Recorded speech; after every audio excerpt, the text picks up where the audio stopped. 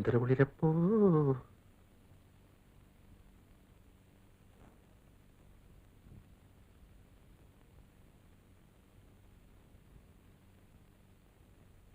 Good morning sir. Good morning. ഓ, ഇന്ന് ശനിയാഴ്ചയാണല്ലോ. എസ്റ്റേറ്റിലേക്ക് പോകണമല്ലേ? ജഗദീഷിന് ബുദ്ധിമുട്ട് തന്നെ. അതല്ലേ ഞാൻ പറഞ്ഞത്, ഞാനും കൂടെ വരാമെന്ന്. അവിടെ കയറ്റവും ഇറക്കമൊക്കെയാ, ശ്രീദേവിക്ക് സാധിക്കില്ല. ബുദ്ധിമുട്ടൊന്നുമില്ല മാഡം. ആഴ്ചയിൽ ഒരു പ്രാവശ്യം എസ്റ്റേറ്റിൽ കൊണ്ടുപോകാൻ എന്താ പ്രയാസം? ജഗദീഷ് ആയതുകൊണ്ടാ എനിക്കൊരു സമാധാനം. ഏതായാലും ഇന്ന് പോകണ്ട. ഇന്ന് അവിടെ പ്രത്യേകിച്ച് ആരുമില്ല. അതെന്താ? ഇന്ന് നാളേക്ക് ലീവല്ലേ? ഓ, അത് ശരി. എനിക്ക് ലീവ് ചോദിക്കാനാ ഞാൻ വന്നത്. എന്തു പറ്റി ജഗദീഷ്? വീട്ടിൽ നിന്ന് അമ്മയുടെ എഴുത്തുണ്ടായിരുന്നു, ഒന്ന് അവിടം വരെ ചെല്ലണമെന്ന്. മാഡം വാങ്ങിക്കൊടുത്ത ഡ്രസ്സിന് നന്ദി രേഖപ്പെടുത്തിയിട്ടുണ്ട്. ജഗദീഷ് പോയിക്കോ. ശ്രീദേവി, വേറെ കാര്യങ്ങളൊന്നും ഇല്ലല്ലോ? ഇല്ല. അമ്മയോട് എന്റെ അന്വേഷണം അറിയിക്കണം. ശരി മാഡം. നിക്കൂ, ചായ കുടിച്ചിട്ട് പോവാം.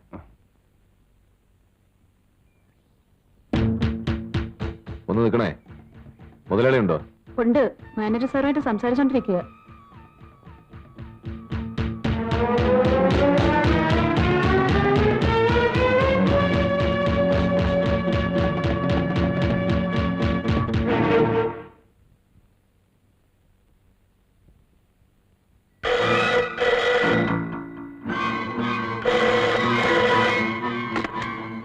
ഹലോ, ഞാൻ വിനോദാണ്.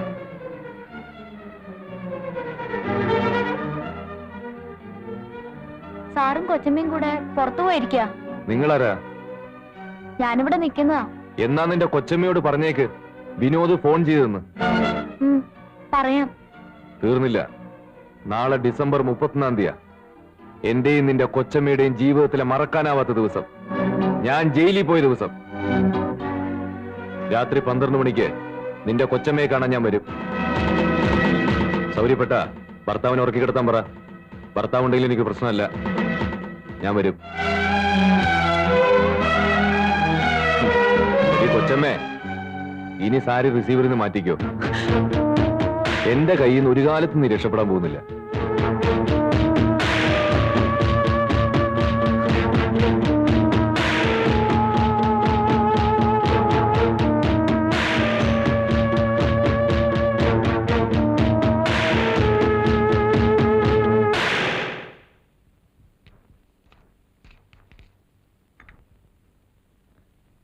വല്ലാതെ വേർത്തല്ലോ. കിച്ചണിലാരുമില്ലേ? ശോഭ പുറത്തു പോയിരിക്കുക. അപ്പോ ഞാൻ ഇനി മറ്റന്നാളെ വരും. ഓക്കെ. വീട്ടിലെല്ലാവരോടും എന്റെ അന്വേഷണം പറയണം. ശരി സാർ.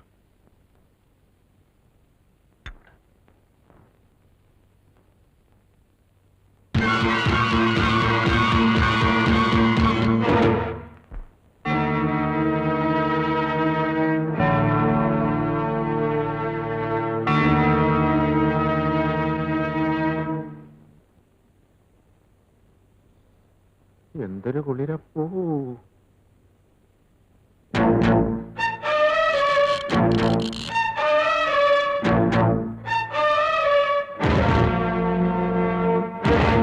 ആഹാര സാധനങ്ങളെല്ലാം എടുത്തു വെച്ചല്ലോ. ഒരൈറ്റം ദേ വരുന്നു. ശോഭേ, ശ്രീദേവി വിളിക്കാൻ. ഇനി ഡോക്ടർ വന്നു കഴിഞ്ഞാൽ നിങ്ങൾ ആരും ഇങ്ങോട്ട് വരണ്ട. നിങ്ങളും വല്ലതും കഴിച്ചിട്ട് കിടന്നു. കൊച്ചമ്മേ, മോലാലി വിളിക്കുന്നു. അല്ല, ഞാനൊന്ന് പുറത്തോട്ട്. പോയിക്കോ. നേരം വെളുക്കുമ്പോ ഇങ്ങ് എത്തണം. ശോഭയൊന്നും പോയിക്കോ. ശരി. കൊച്ചമ്മ, ഞാൻ ഒന്ന്. ശ്രീദേവി, ഡോക്ടർക്ക് ഫോൺ ചെയ്തോ? ഉവ്വ്.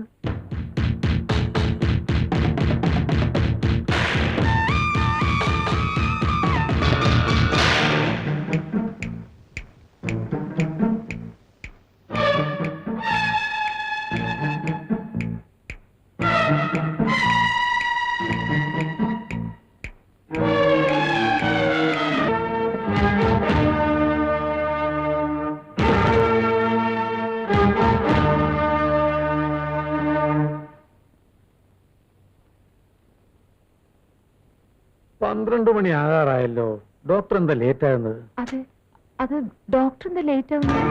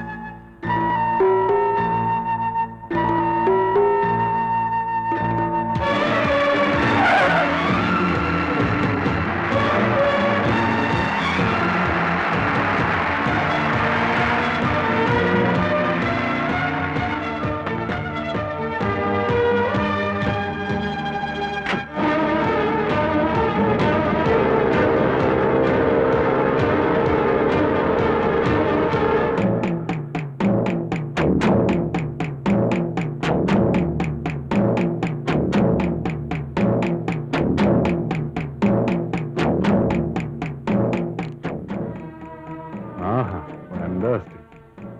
എത്ര നേരമായി ഡോക്ടർ കാത്തിരിക്കുന്നു? എല്ലാം റെഡിയാണല്ലോ. ശ്രീദേവി എവിടെ?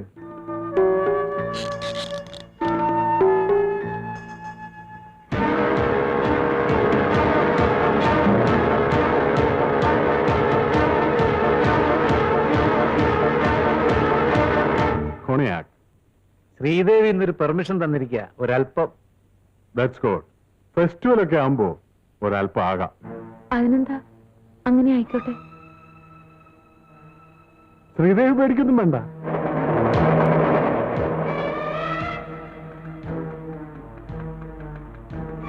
ഞാൻ വെയിറ്റ് ചെയ്യണോ സാർ? വേണ്ട, ഞാൻ തിരിച്ചു വരുമെന്നറിയില്ല. ശരി.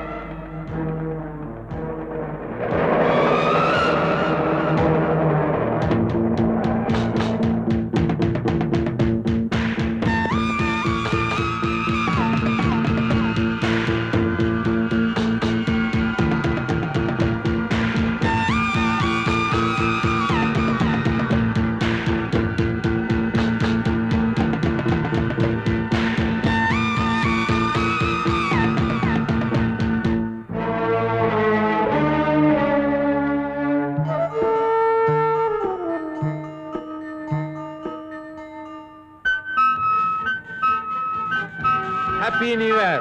Cheers.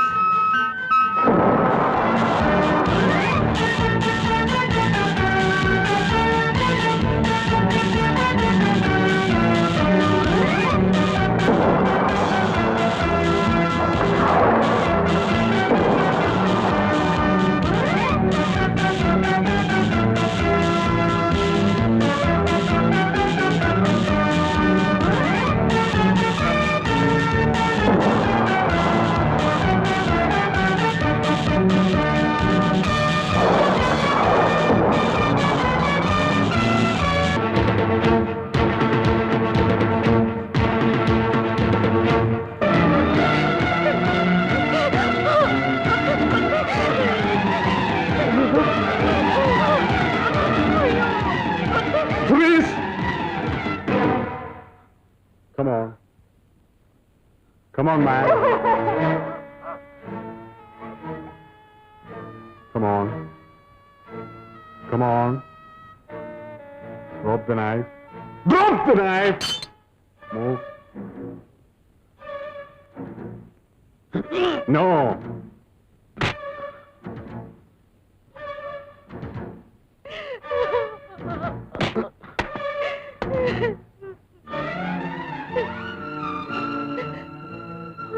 കറക്റ്റ് സമയത്താണ് താനും എത്തിയത്.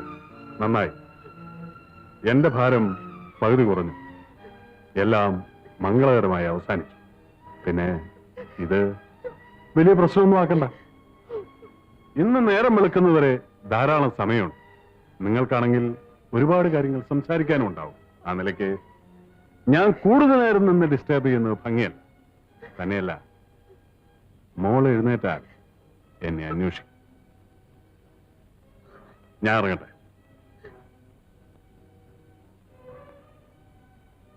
പിന്നെ ശ്രീദേവ് ഫോൺ ചെയ്ത് പോലീസിനെ അറിയിക്കില്ല. ആ നിലയ്ക്ക് മിസ്റ്റർ വിനോദിനും അത് ചെയ്യാൻ കഴിയില്ലല്ലോ, അല്ലേ? നേരം വെളുക്കുമ്പോൾ ഇതൊരു ആത്മഹത്യയായിരിക്കണം. I mean suicide. ഉദയവർമ്മ മുതലാളി ആത്മഹത്യ ചെയ്തിരിക്കുന്നു. ബാക്കി കാര്യങ്ങൾ ശ്രീദേവിയോട് ചോദിച്ചാൽ പറയും. ബൈ ദ ബൈ, ഇതെന്റെ കാർഡാണ്. വാങ്ങിക്കൂ. വല്ലപ്പോഴൊക്കെ വരണം. അല്ല, വരാതിരിക്കില്ലെന്ന് എനിക്കറിയാം. വരാതെ പറ്റില്ലല്ലോ. ആത്മഹത്യ മറക്കണ്ട. തോക്കി ഞാൻ കൊണ്ടുപോകുന്നില്ല. ഇത് നിങ്ങൾക്കൊരു സഹായമായിരിക്കും.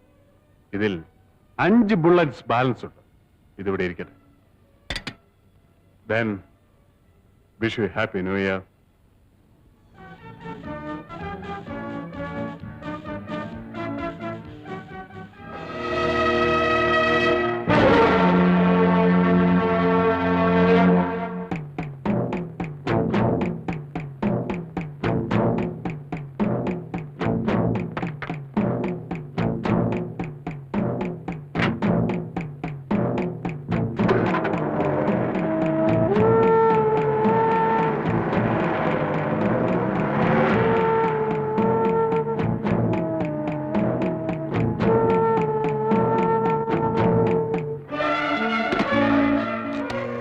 വിനു പ്ലീസ്, ഈശ്വരനോർത്ത് പോലീസിൽ ആരുടെ അറിയിക്കരുത്. മുമ്പിൽ നിന്ന്? മാറാൻ! ഞാൻ പിഴച്ചവളാണ്, സമ്മതിച്ചു. സമാധാനമായോ? ഇനി മറ്റെന്തെങ്കിലും കൂടി വിനുവിന് അറിയണോ? ഞാൻ എന്തുകൊണ്ടാണ് മറ്റൊരു വിവാഹം കഴിക്കേണ്ടി വന്നതെന്ന് വിനു ചോദിക്കാത്ത എന്താ? അതിന്റെ ആവശ്യം വിനുവിനില്ല. പക്ഷെ ഞാൻ മരിക്കുന്നതിന് മുമ്പ് വിനു അതറിയണം. ശ്രീദേവിയുടെ പൂർവ്വകാല ചരിത്രത്തെ പറ്റി എനിക്ക് കേൾക്കണമെന്നില്ല. അതെന്തു തന്നെ ആയാലും ഞാൻ അവളെ വിവാഹം കഴിച്ചോളാം. പിന്നെ അവളുടെ 2 സഹോദരിമാരെയും ഞാൻ വിവാഹം കഴിപ്പിച്ചയക്കാം. പിന്നെ ഇവിടെ നല്ലൊരു വീടും വെച്ച് തരാം. കൃഷ്ണപിള്ള ചേട്ടൻ ഇനി എന്താണ് ആലോചിക്കുന്നത്? എന്റെ മോളോടല്ലാതെ അച്ഛന് വേറെ ആരോടും പറയാനില്ല. പുര നിറഞ്ഞു നിൽക്കുന്ന നിന്റെ അനുജത്തിമാരുടെ ഭാവിയെങ്കിലും എന്റെ മോൾ ഓർക്കണം. ഇവരിങ്ങനെ നിൽക്കുമ്പോ ഞാൻ മരിച്ചാലും എന്റെ ആത്മാവിന് ശാന്തി കിട്ടില്ല മോളെ. ഞാൻ മോളുടെ കാലിൽ വിളിക്കാം. അച്ഛാ,